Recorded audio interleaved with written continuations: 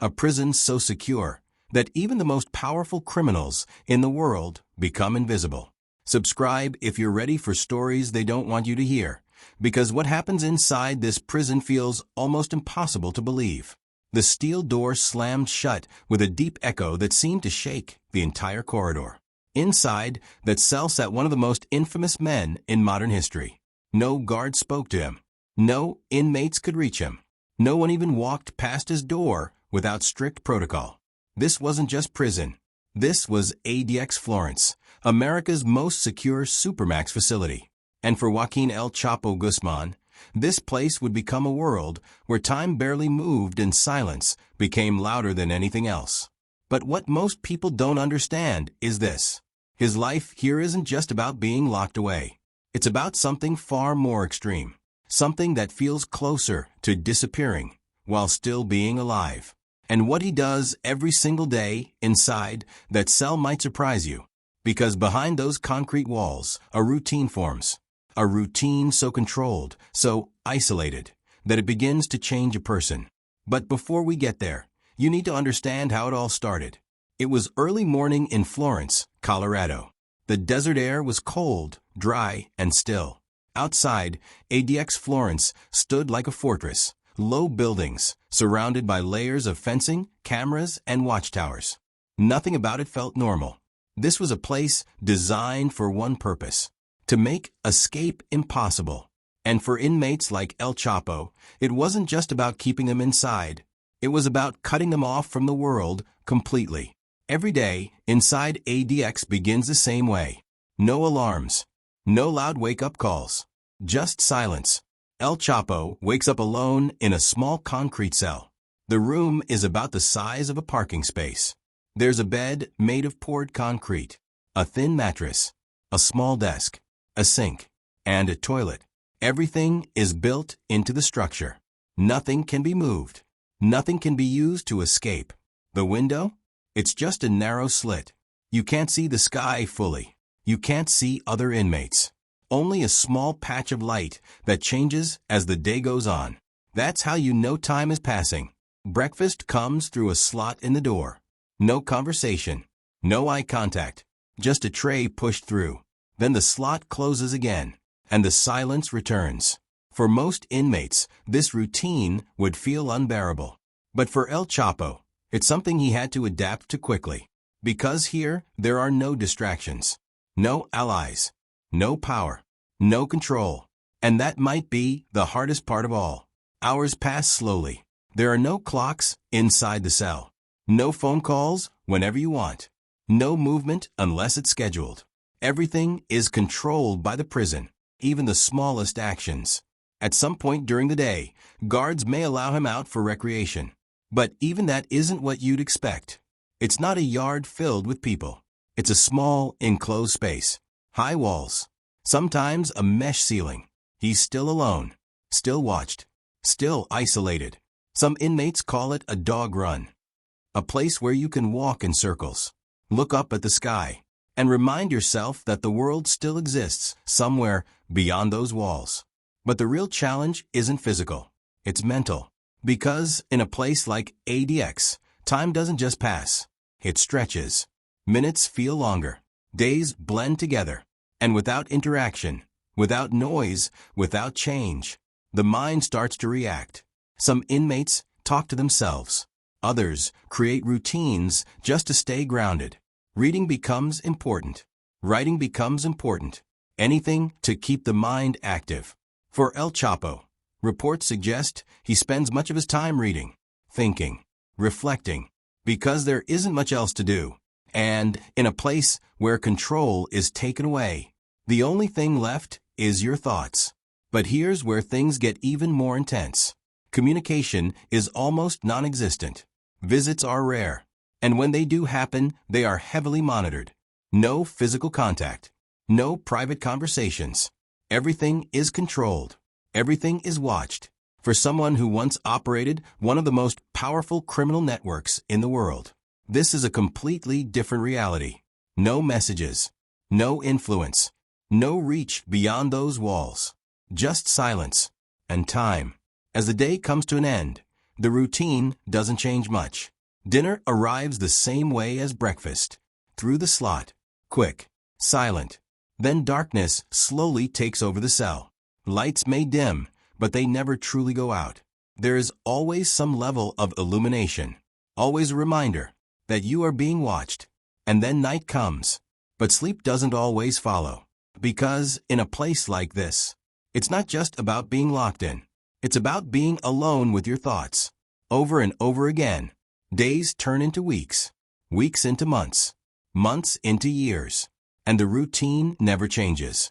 But here's the part most people don't realize. This environment doesn't just contain a person. It changes them. Slowly. Quietly. In ways that aren't always visible. Because in ADX Florence, punishment isn't just about walls and bars. It's about isolation, control, and time. And while the outside world moves forward, inside that cell, everything stays the same. But what happened next inside those walls? What guards began to notice about his behavior? And the one moment that raised serious questions about his mental state. That's where the story takes a turn no one expected. The guards started noticing it slowly. At first, nothing seemed unusual. El Chapo followed the same routine as every other inmate inside ADX Florence. He woke up, ate in silence, walked in circles during recreation time, and returned to his cell without resistance. No trouble, no loud behavior, no obvious signs of distress. But in a place like this, silence doesn't always mean everything is fine. Sometimes it means something deeper is happening. One guard, who had worked at ADX for years, later described something strange. He said El Chapo wasn't like the others. Not because he caused problems, but because of how he handled the isolation. Most inmates react in predictable ways. They become angry. They shout. They try to get attention. But El Chapo, he became quieter, more withdrawn, almost as if he was disappearing into himself. Days inside ADX are already repetitive. But for him, something began to shift. He started pacing his cell more often. Slow, steady steps from one wall to the other. Back and forth. Back and forth. Over and over again. Not fast. Not aggressive. Just constant. Like he was trying to measure the space. Or maybe trying to keep his mind from slipping. Then came the reports. Nothing dramatic. Nothing that made headlines. But enough to raise concern. Guards noted that he sometimes spoke softly to himself. Not full conversations. Just short phrases. Murmurs. Words that didn't carry through the door. In a place where human contact is almost non-existent, the brain starts to fill in the silence. And that's where things become dangerous. El Chapo had once lived in a world full of noise. Phones ringing. People talking. Decisions being made every second. Movement. Power. Control. Now, all of that was gone. Replaced by stillness. And in that stillness, the mind has nowhere to hide. Some experts say that extreme isolation can begin to affect a person in just a few days. Memory changes. Focus weakens. Emotions become unstable. But in ADX, this isn't a few days. It's years. And for someone used to constant control, the loss of it can feel overwhelming. There were also reports about his sleep, or rather, the lack of it. Lights in ADX never fully go dark. There's always a faint glow, just enough to see, just enough to remind you that the system never switches off. Over time, this affects the body. It becomes harder to tell when it's truly night, harder to rest, harder to reset. Some inmates adjust, others don't. For El Chapo, nights became longer, quiet but not peaceful, because when everything else is taken away, thoughts become louder. Memories replay. Moments from the past return again and again. And there's something else most people don't think about. Control. Outside prison, El Chapo built his life on control. Control over people, over systems, over outcomes. But inside ADX, he has none. He can't decide when to leave his cell. He can't decide who he talks to. He can't even decide when the lights dim. Everything is decided for him. And for someone like him, That loss can be one of the hardest parts. There were also strict limits on communication. Letters were screened. Visits were rare and closely monitored. No physical contact. No privacy. Even conversations were controlled. Short. Observed. Limited. Imagine trying to speak freely, knowing every word is being watched. Over time, this creates pressure. Not visible, not explosive, but constant. Then came something that caught the attention of staff. It wasn't loud. It wasn't violent. But it was unusual. During one routine check, a guard noticed El Chapo standing completely still. Not sitting. Not pacing. Just standing, facing the wall. At first, it didn't seem like much. Inmates do strange things sometimes. But minutes passed. Then more. He didn't move. The guard called it in. Standard procedure. They watched through the camera. Still no movement. Finally, they approached. Protocol required caution.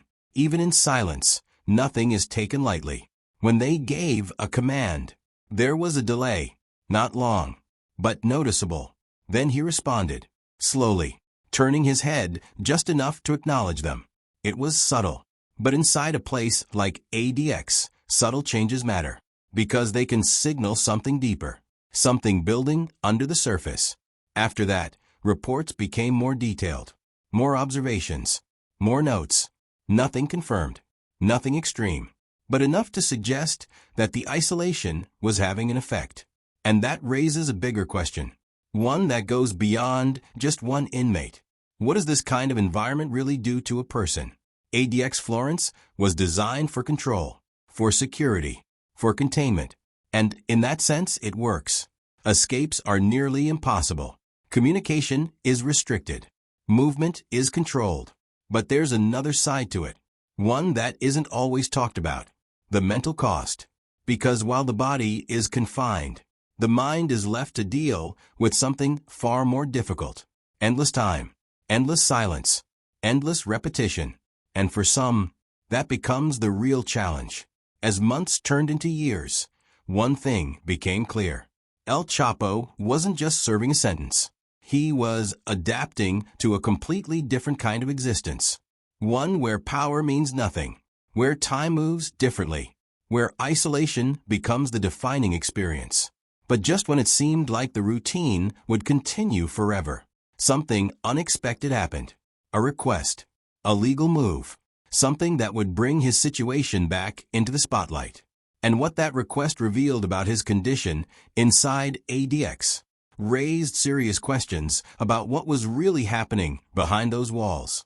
The request didn't come from inside the prison walls. It came from outside, from lawyers, from legal filings, from a voice that could finally reach beyond the silence.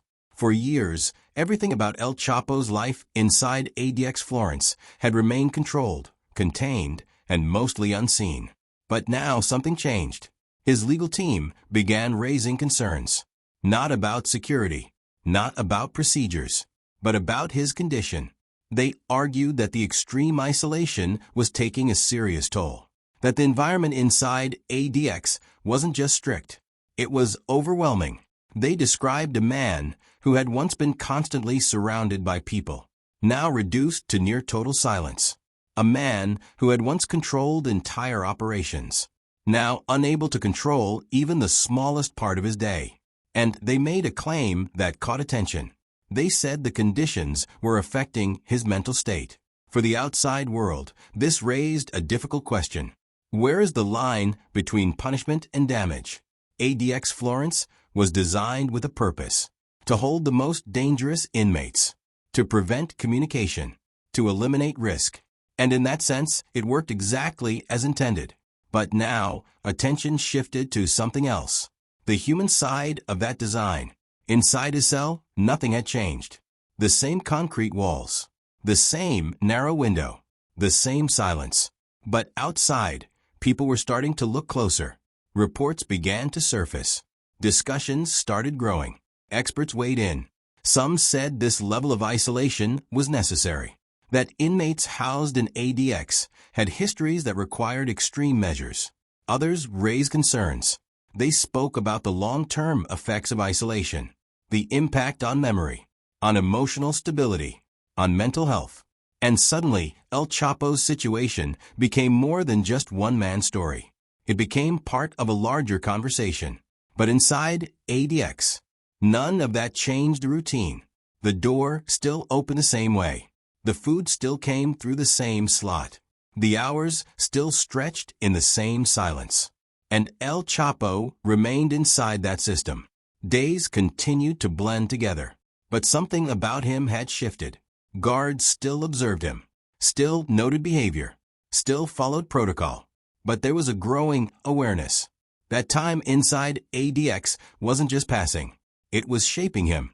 One report described him as more withdrawn than before, less responsive, slower in movement. Nothing extreme, nothing dramatic, but noticeable. And in a place where everything is monitored, small changes matter. There were also continued concerns about sleep, about focus, about the ability to stay mentally sharp in an environment with almost no stimulation. Because here's the truth about ADX Florence. It doesn't rely on force. It relies on structure, isolation, repetition, control. And over time, those things begin to have an effect. For someone like El Chapo, the contrast was impossible to ignore. Once, he lived in a world of constant movement. Now his world was measured in steps across a small concrete floor. Once, his voice reached across countries. Now, his words rarely traveled beyond the walls of his cell. Once, he made decisions that affected thousands. Now, he waited for doors to open, for meals to arrive, for time to pass. And that shift, that loss of control, may be one of the most powerful changes of all. As the legal discussions continued, one thing became clear. This wasn't just about security anymore. It was about understanding what happens when a person is placed in extreme isolation for years, and whether that environment changes them in ways that go beyond punishment. Inside ADX, there are no sudden moments, no dramatic events, just slow, steady time. And that's what makes it different. Because the real story isn't about one day. It's about thousands of days that look exactly the same. Morning, silence, routine, isolation, night, over and over again. And in that repetition, something happens. Not always visible, not always immediate, but real. The world outside continues to move. News changes. People move on. Stories evolve. But inside that cell, everything stays still. And that's what makes ADX Florence so different from any other prison. It doesn't just hold people. It removes them from the world, completely. And for El Chapo, that became his new reality. Not for weeks, not for months, but for the rest of his life. No escape plans, no outside communication, no return to the world he once knew. Just silence, structure, and time. But here's the final thought that stays with many people who study places like ADX. When a person is removed from everything, from noise, from connection, from control, what's left? Is it punishment or something deeper? Because inside ADX Florence, the walls don't just keep people in. They slowly change what it means to exist at all. And while the world outside may never fully understand what that feels like, for those inside, it's not just a sentence. It's a completely different way of living, one that never truly ends.